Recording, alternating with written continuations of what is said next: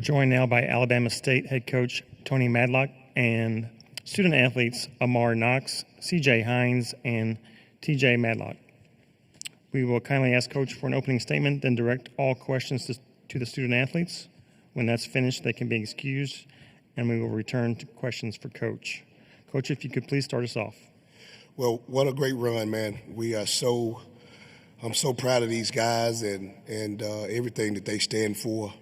And just, again, man, just so proud and happy and for what we've done for the city of Montgomery, for Alabama State University, for all the HBCUs, to get to the dance, win a game, and then, had some moments in this game where, we made Coach Pearl call timeout. So we had a couple chances there early, and but again, man, just so proud of these guys.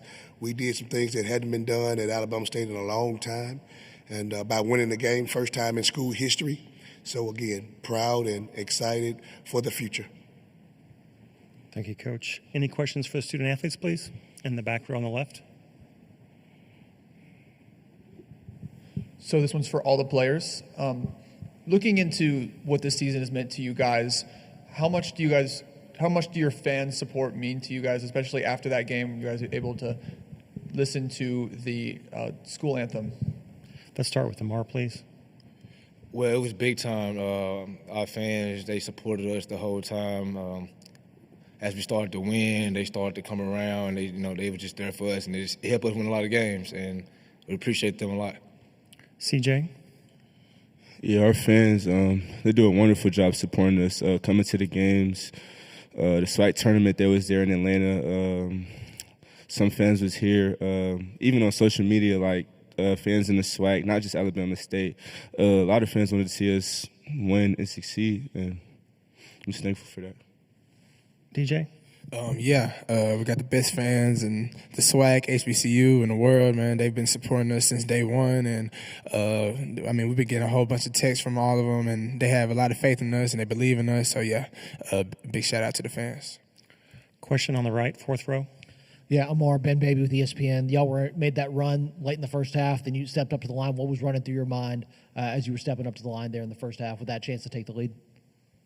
Well, I was just trying to play my game, do whatever it takes to win. And, the game of basketball is always a game of runs. So we knew that we was going to make our run soon. I should have made them 2 free throws. I definitely should have made those. But as a group, we all came together and started flying around and just started to hoop. Back row on the left. TJ, playing with your dad this season, what does it mean to be able to play with him and be able to be coached by him as one of the better coaches in the SWAC? It's mean the world. He's been coaching my whole life, even when he wasn't my actual coach. He's always been my coach. He's always given me the knowledge and the wisdom to be a good basketball player on and off the court. So it's been amazing, and it was always our goal to make it to March Madness. So to finally be here and to play together, to do this together is meant the world. On the right.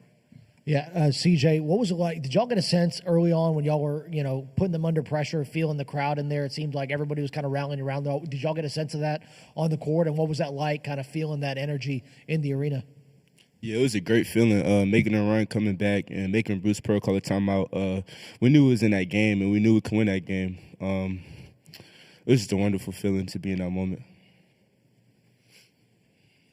Anything else? Staying on the right, second row. Gary Grace for the Associated Press.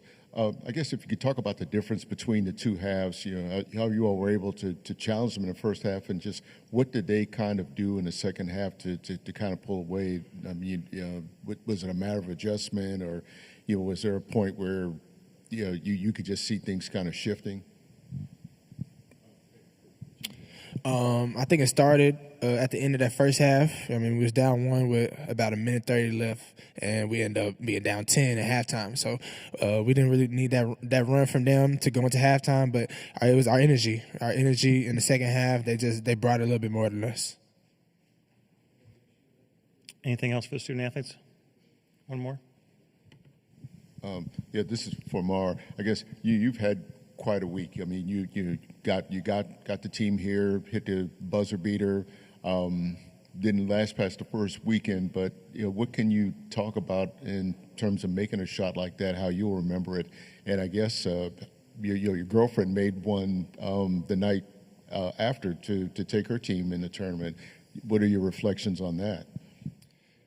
Well, it's a great feeling, for real. I couldn't have done it without these guys beside me, and just like we need to win that game, and we won the game. It was an excellent feeling, and for her to be able to win her game as well, it was tough. Like I wasn't expecting it. I'm proud of them, proud of us, and it's just a great feeling. Great.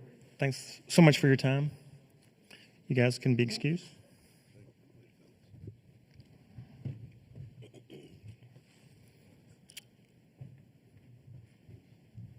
And we'll go ahead and take questions for Coach. Back row on the right. Ryan Hennessy, NBC 13 in Birmingham. Just for the whole state in general, it just seems like every year it gets better and better in basketball. I know it's tough to reflect right after a game, but what you guys have done is really special. What does that mean to you and your program? You're right, man. It's so special. Again, it is so hard for an HBCU team to get to 20 wins because you just have to fight that. You have to fight, man, into that non-conference schedule. And then when you get to league play, the SWAC is a really good basketball league. And so you're every night, every Saturday, every Monday, you are fighting to try to figure out, how you can stack up some wins, because most of us going into league play, we have a losing record. And so we have to try to find a way to fight and get your team to play extremely hard. And we were able to do that. We got hot before tonight's game, of this afternoon's game. We had won 10 of our last 11 games. So we all talked about doing that first part of February, but let's get hot. And we were able to do it. But it means a lot for the state of Alabama. It means a lot for Montgomery. And then, of course, it means a lot for Alabama State University. Back row on the left. Coach, you heard me ask your son this, but I want to ask you, coaching your son for this long and now being able to see him go out as a senior in this way, what does that mean to you? Oh, man, it is unbelievable. He has had a great career. He is that guy that fell right into that he's only getting 4 years. Y'all look around the country, there's so many guys that's played 6 years. With the COVID stuff, he missed all that. He didn't start at a junior college or a non-D1. So he only played 4 years. And for him to have over 1,600 points, over 700 rebounds, over 300 assists in exactly 4 years, it just says what kind of player he has been for his college career. And I'm just a proud dad. On the right, fourth row. Yeah, Tony, Ben Baby with ESPN. I was just curious. Bruce Pearl talked a lot yesterday about the resources, the investment that these SEC teams have put in.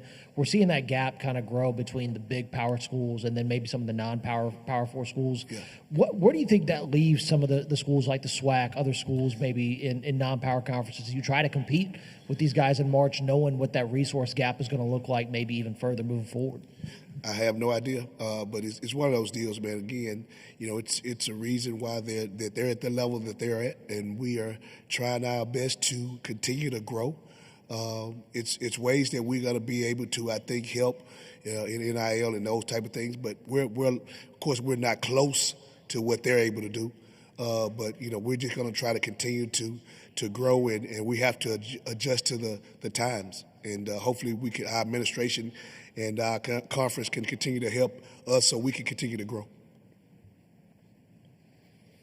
Anything else? Coach, we appreciate your time. Thanks so much. Thank you. Thanks for everything this week. Thank you, man. Great.